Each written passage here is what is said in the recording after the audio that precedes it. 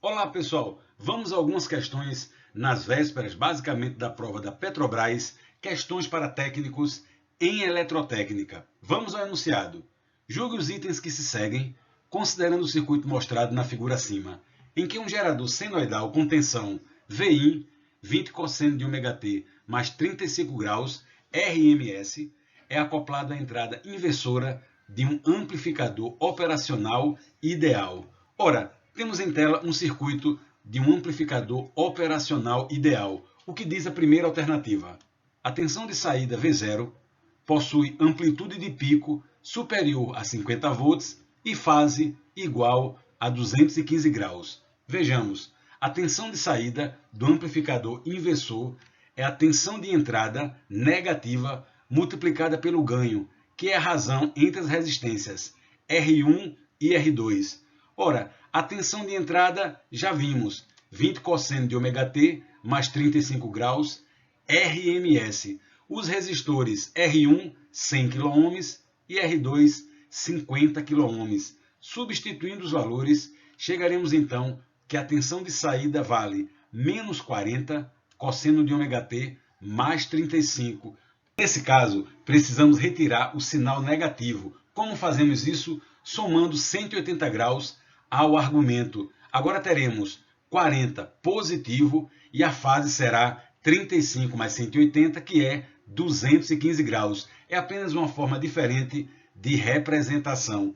E o valor de pico da tensão de saída será igual ao produto do valor eficaz, 40 volts, por raiz de 2, porque o sinal é senoidal. Teremos na saída 56,6 volts como valor de pico. Perceba, a fase 215 graus e a tensão de pico 56,6 volts, de tal forma que a alternativa ela é verdadeira. Fase 215 graus, correto, e a tensão de pico superior a 50 volts. Vamos à próxima. Se uma carga de 50 ohms for conectada à saída do circuito, a potência média fornecida a essa carga será igual a 72 watts. Ora, considerando a carga resistiva, a potência média será o quadrado da tensão eficaz dividido pela resistência. 40 ao quadrado dividido por 50. Teremos uma potência de 32 watts e não 72 watts. Alternativa errada.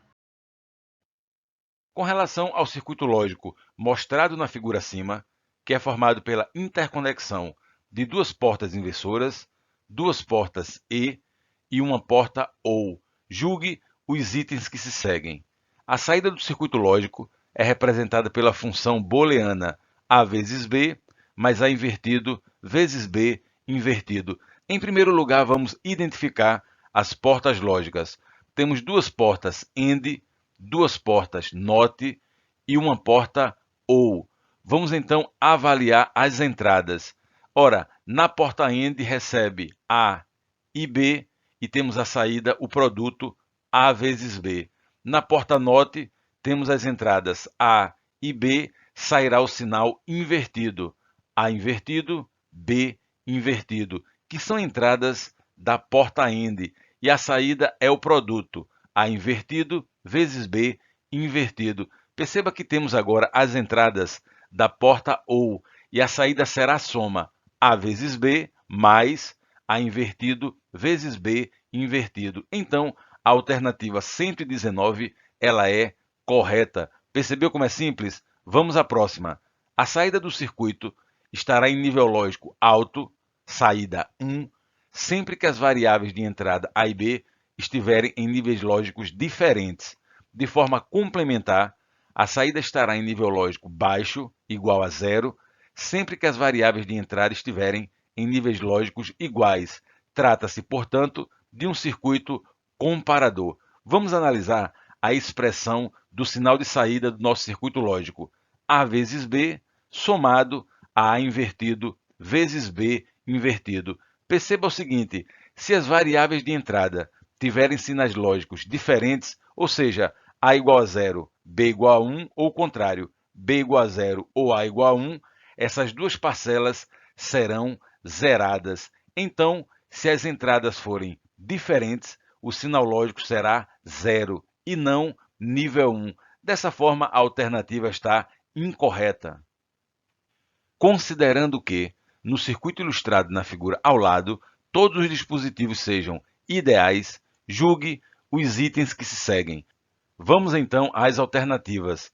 Se no circuito mostrado ao lado, a fonte de 30 volts fosse real, então a força eletromotriz desse gerador seria igual à DDP medida nos seus terminais. Ora, não é verdade. Considerando a bateria real, haveria então resistência interna. Sendo assim, há uma queda de tensão interna e a força eletromotriz seria diferente da DDP nos terminais da bateria.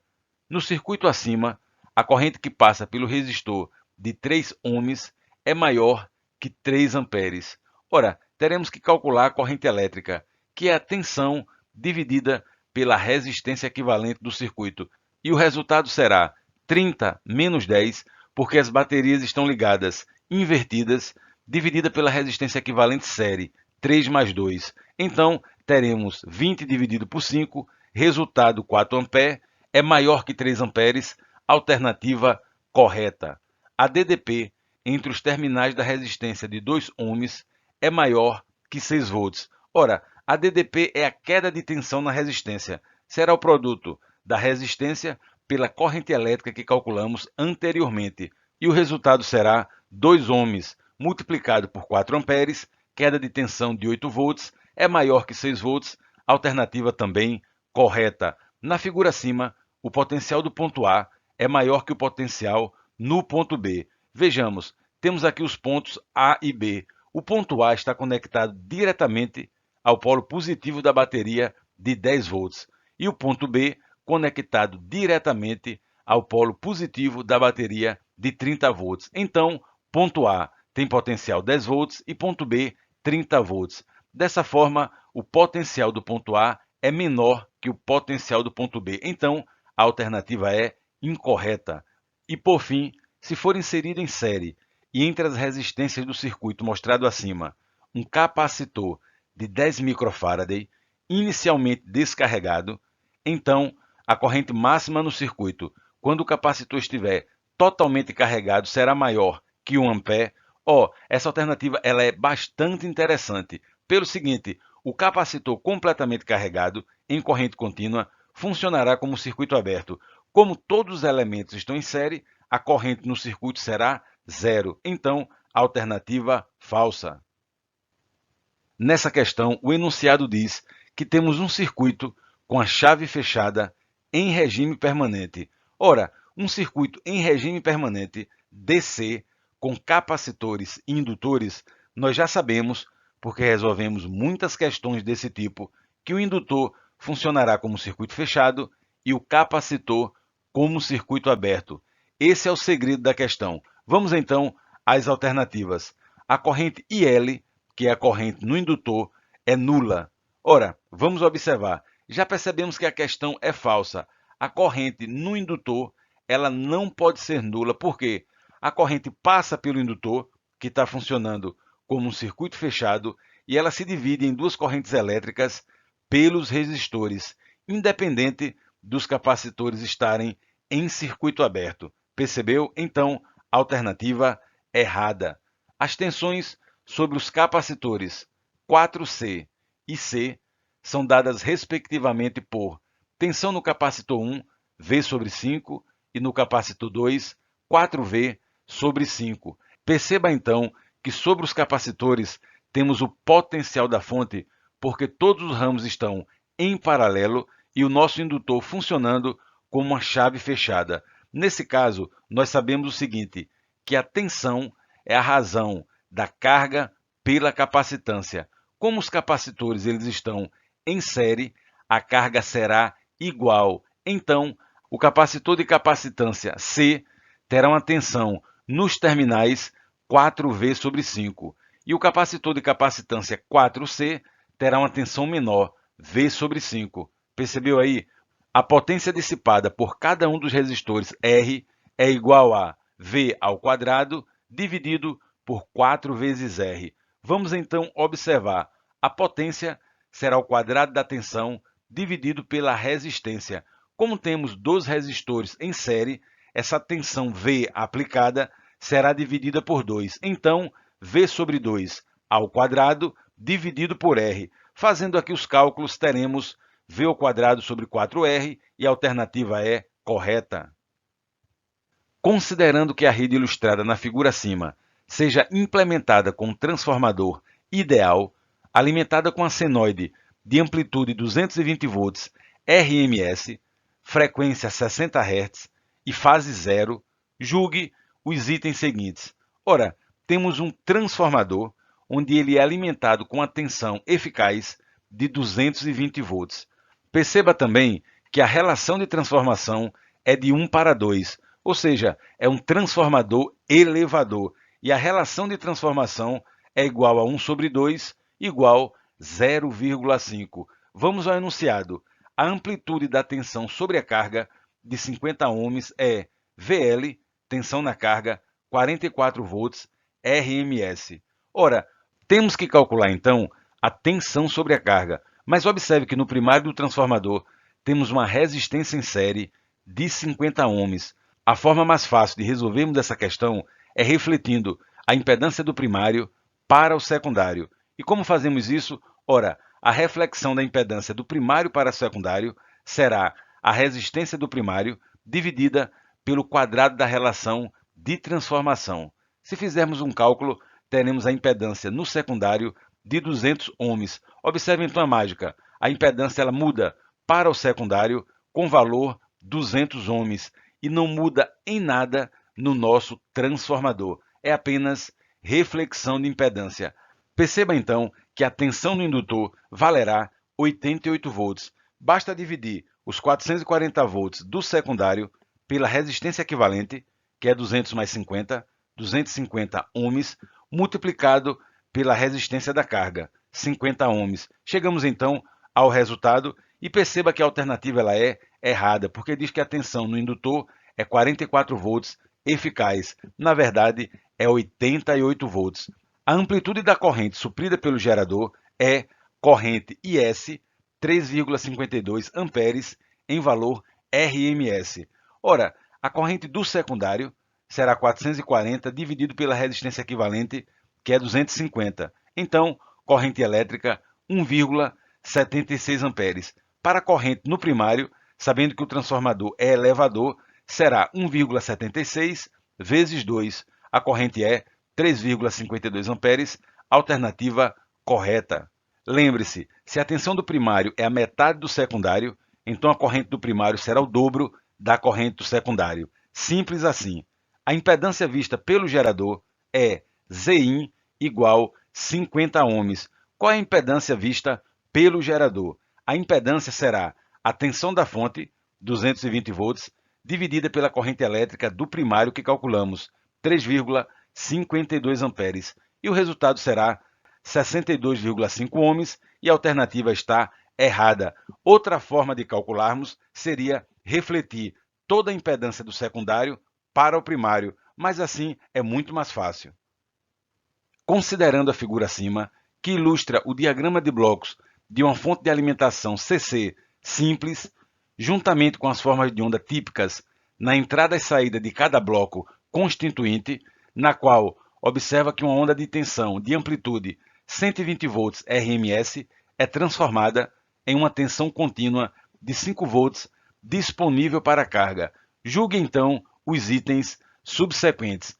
Temos um enunciado muito longo, mas na verdade temos aqui um diagrama em blocos de um circuito retificador. Ora, vamos às alternativas. O bloco 1 pode ser implementado com um único diodo retificador conectado em série com a saída do secundário do transformador e com a entrada do filtro. Vamos lá. O bloco 1 ele recebe como entrada uma tensão senoidal e na saída temos uma tensão de onda completa. Essa alternativa ela é incorreta porque a onda completa ela não pode ser conseguida com apenas um único diodo. Teremos então uma ponte de diodos, por isso que ela está errada. Devemos lembrar que com um único diodo temos um sinal de meia onda e não onda completa. Vamos à próxima.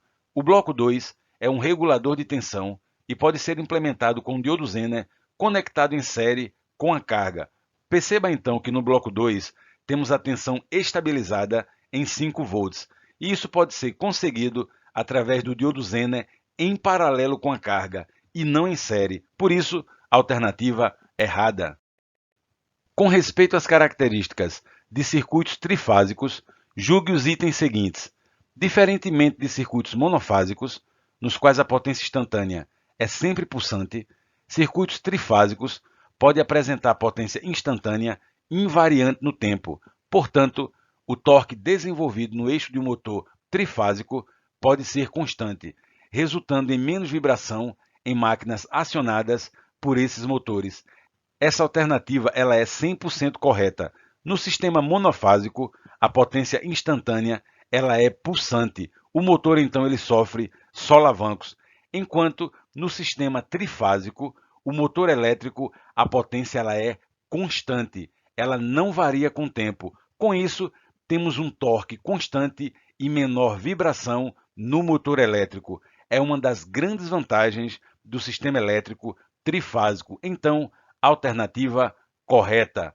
A potência média total de um circuito trifásico em equilíbrio pode ser medida somando-se as leituras de apenas 2 wattímetros ligados em duas fases distintas do circuito. Essa alternativa ela é correta e esse método chamamos método de Aaron. Uma fase comum, 2 wattímetros, medimos então a potência ativa, circuito equilibrado ou desequilibrado. Com relação a medidas de potência em sistemas trifásicos, julgue os itens subsequentes. Vamos lá. O watímetro eletrodinâmico é um equipamento capaz de medir a potência ativa em uma carga. Alternativa correta. O método dos 2 watímetros não é aplicável para se medir potência em circuitos trifásicos desequilibrados de 3 fios. O método dos 2 watímetros em circuitos com 3 fios pode medir circuitos equilibrados ou desequilibrados. Então, alternativa errada. Quando o ângulo de defasagem entre tensão e corrente é igual a zero, a carga ligada é puramente resistiva. Também, alternativa correta. Tensão e corrente elétrica, defasagem zero, fator de potência unitário, carga resistiva. A figura acima ilustra um circuito de corrente alternada constituído por uma fonte V, um resistor R de resistência 10 ohms e um indutor XL de reatância 10 ohms. Considerando que, no circuito, circula uma corrente de 400 mA em valor eficaz, julgue os itens subsecutivos. Vamos lá. Temos aqui um circuito elétrico bastante simples, resistor e indutor em série, cada um com impedância de 10 ohms e circula uma corrente elétrica de 400 mA. Vamos então às alternativas. A tensão da fonte é menor que 6 volts em valor eficaz. Perceba o seguinte, a queda de tensão no resistor é igual à queda de tensão no indutor porque eles têm a mesma impedância. Multiplicando a impedância pela corrente elétrica, teremos como queda de tensão 4 volts. E a tensão da fonte será a soma fasorial dessas quedas de tensão. E o resultado será 5,65 volts e a alternativa ela é correta, o valor de tensão é menor que 6 volts. A corrente do circuito está defasada em 90 graus em relação à queda de tensão no indutor. Afirmativa correta. De fato, no indutor, que é um enrolamento, um bobinado, a corrente elétrica ela está defasada em atraso de 90 graus em relação à tensão elétrica. Não há defasagem entre a queda de tensão no resistor e a tensão de entrada. Observe que agora estamos comparando a queda de tensão no resistor e a tensão da fonte. Essa alternativa ela está errada, pois há sim defasagem entre tensão do resistor e tensão da entrada, porque temos no circuito o elemento indutor. Só é observar o triângulo das tensões. Perceba que tensão da fonte está defasada em relação à tensão do resistor.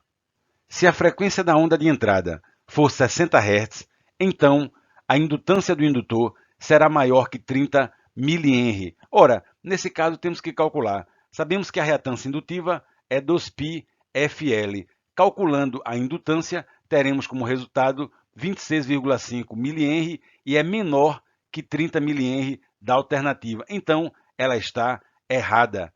A impedância de entrada do circuito é maior que 14 ohms. Vamos calcular? A impedância desse circuito série será a raiz quadrada da soma dos quadrados da resistência e da reatância indutiva. E o resultado será 10 vezes raiz de 2, que é 14,14 ohms, superior, então, à alternativa correta.